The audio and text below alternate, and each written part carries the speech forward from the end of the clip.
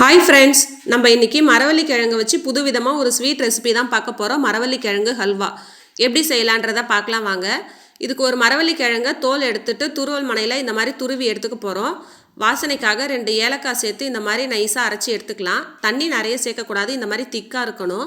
இப்போ ஒரு கடாயில் 2 ஸ்பூன் நெய் விட்டு முந்திரியை பொரித்து எடுத்துக்க போகிறோம். முந்திரி நல்லா பொரிஞ்சதுக்கப்புறம் அதே நெய்யிலே அரைச்சி வச்சுருக்கிற மரவள்ளிக்கிழங்கையும் சேர்த்து வதக்கிக்கலாம். இப்போ தண்ணி நிறைய சேர்க்கல. எந்த கப்பில் மரவள்ளிக்கிழங்கு அரைச்சி எடுத்தோமோ அந்த கப்பில் 2 கப் அளவுக்கு தண்ணி செல்லும். அப்போ தான் நமக்கு மரவள்ளிக்கிழங்கு சூப்பராக வெந்து வரும். இப்போ தண்ணியை கொஞ்சம் கொஞ்சமாக சேர்த்துக்க போகிறோம். இந்த மாதிரி கட்டிப்படாமல் கிளறி எடுத்துக்கலாம். இந்த மாதிரி ஈவினிங் டைமில் மரவள்ளிக்கிழங்கு வச்சு புதுவிதமாக நமக்கு பசங்களுக்கோ வீட்டில் உள்ளவங்களுக்கு செஞ்சு கொடுத்தோன்னா விரும்பி சாப்பிடுவாங்க.